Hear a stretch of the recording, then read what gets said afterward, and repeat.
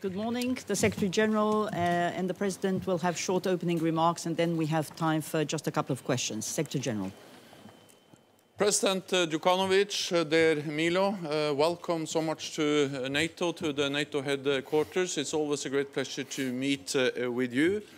Montenegro is a highly valued ally with a seat at our table and an equal voice in shaping our decisions. You make important contributions to Euro-Atlantic security, providing troops to our training mission in Afghanistan and financial support to the Afghan security forces. You also contribute to NATO's peacekeeping mission in Kosovo, building stability in the Western Balkans.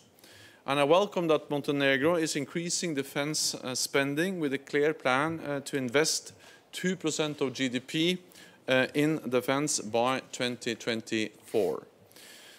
Just as NATO can count on Montenegro, Montenegro can also count on NATO. Our trust fund in Montenegro is helping to destroy more than 400 tons of surplus ammunition, and our air policing mission ensures the safety of your skies with jets from Italy and from Greece. Mr. President, you are a strong champion of NATO's open door policy. Last month, we took an important step in welcoming a new member to our alliance, the Republic of North Macedonia. All 29 allies have signed the accession protocol, and the ratification process continues in allied capitals. Once all allies have ratified the protocol, we will welcome the Republic of North Macedonia as NATO's 30th member. I want to thank Montenegro for promoting stability in the Western Balkans and demonstrating that NATO's door remains open. Today, we discussed NATO's continued adaptation. We will continue to boost the readiness of our forces and step up in the fight against terrorism by training local forces. We also discussed Russia. We agreed that our dual-track policy of deterrence and defense combined with dialogue is the right one. So, President Gjukanoviq, thank you again for Montenegro's contributions to NATO. I look forward to welcoming you to the meeting of allied leaders in London at the end of this year. So once again, welcome. Dear Secretary General, dear Jens, first of all, I would like to thank you for the warm welcome here in the headquarters of NATO. It is a great pleasure for me that we maintain this dialogue, and I particularly am happy that we have this continuous dialogue in the year that is the year of the 70th anniversary of NATO, the year that confirms that NATO is a guarantee of stability for its allies and for the world. As you mentioned, we will confirm in December in London all the values that NATO was founded on, and we will confirm the dedication to work on keeping the NATO as the key axis of the global stability. Thank you for the words of recognition and for thanking us for the contribution that we have been giving to NATO in the last 2 years. We firmly believe in the heritage of NATO, and we are putting efforts to contribute as the youngest member as much as we can to the upgrading of those values. We have been doing this through maintaining and upgrading our own stability and through promoting the Euro-Atlantic system of values in the region of the Western Balkans. And you know that that region has the reputation of an unstable region in Europe. It seems to us that we are doing a good job because we think that now the region is more stable as well as its prospect to become European Union members. as a member state, we are also responsible in meeting our commitments. I want to confirm with pleasure that we comply with the dynamic plan for taking more equal burden or sharing the burden. You know, we submitted a plan, and I'm willing to repeat here that I believe that we will comply with that plan fully. And I believe that thanks to a dynamic growth of the GDP, we will be in the position to do more and to take full responsibility. And I can tell you that we also meet all our commitments in the international missions, and that the number of our representatives in international NATO missions is increasing. So last year, we took new responsibilities in Kosovo and in Latvia, and we also took the obligation and sent to the Parliament the protocol related to our participation in the mission in Iraq.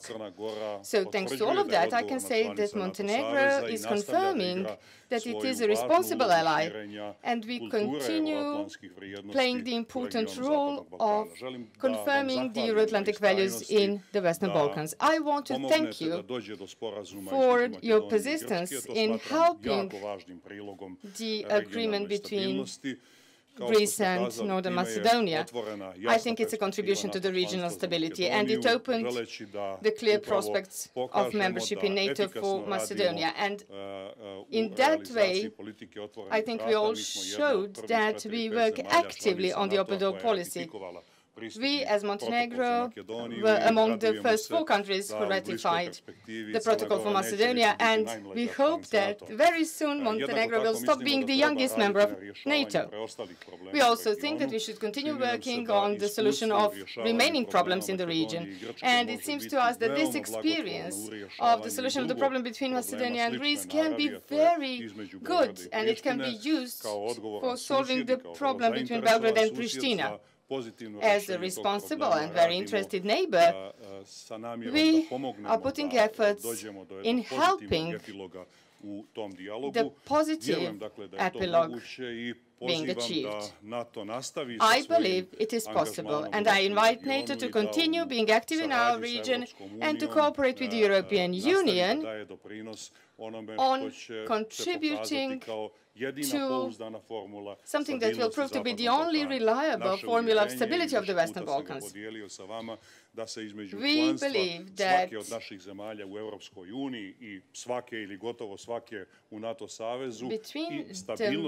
members or membership of each of our countries in the European Union and NATO and stability in the region, we can put the equality sign. It is the same thing. Of course, there are third parties interested in the Western Balkans. In a way, we can say that they have the legitimate interest, not always the legitimate measures, unfortunately.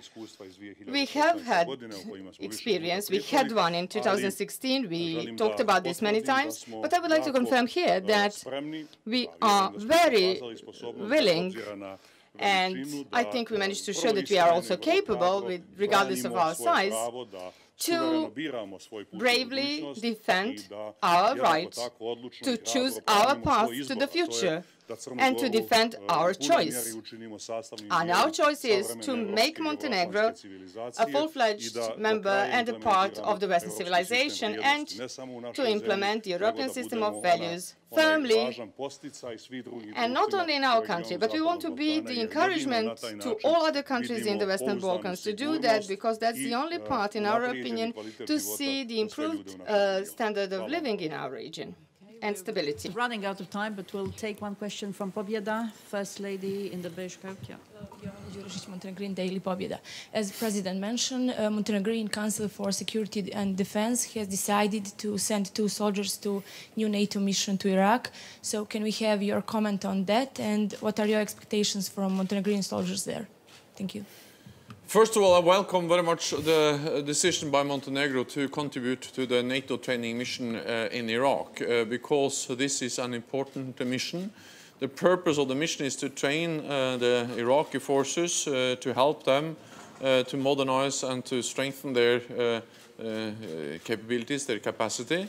to make sure that ISIL, Daesh, never is able to come back and again become a real threat to Iraq, but also to NATO allies. And NATO strongly believes that the best way to fight terrorism is to train local forces, enable them to stabilize their own country. And that's the reason why we do training, assisting and advising in Afghanistan, and also why we train soldiers in Iraq. So I very much welcome the contribution of Montenegro to our training mission in Iraq. Second very quick question to our Georgian colleague. Georgian TV company Rustavitus. Secretary General, you will visit Georgia this month and we will have military exercises. On the other hand, we saw Russia's defense minister's statement regarding this issue. So how important for NATO and for Georgia such kind of cooperation? And if you can tell us more details about your visit, your meetings in Georgia. Thank you. I will visit Georgia later on this month, and that's part of the regular strong partnership, political dialogue we have with Georgia. I will meet with the political leadership in Georgia, and I also visit and see the joint NATO-Georgia exercise. This is an exercise which we have regularly, and it illustrates that NATO and Georgia, we are close partners. We provide support to Georgia. We help with reform, with modernizing their armed forces. But at the same time, Georgia provides a lot of support to NATO, participating in different NATO missions and operations, not least in Afghanistan, but also in different NATO exercises. So it is good for Georgia, it's good for NATO that we work closely together, and that we have close practical cooperation, but also close political cooperation. So I've been in Georgia several times before. I'm looking forward to go back once again. Thank you very much. This concludes this press point. Thank you. Thank you so much.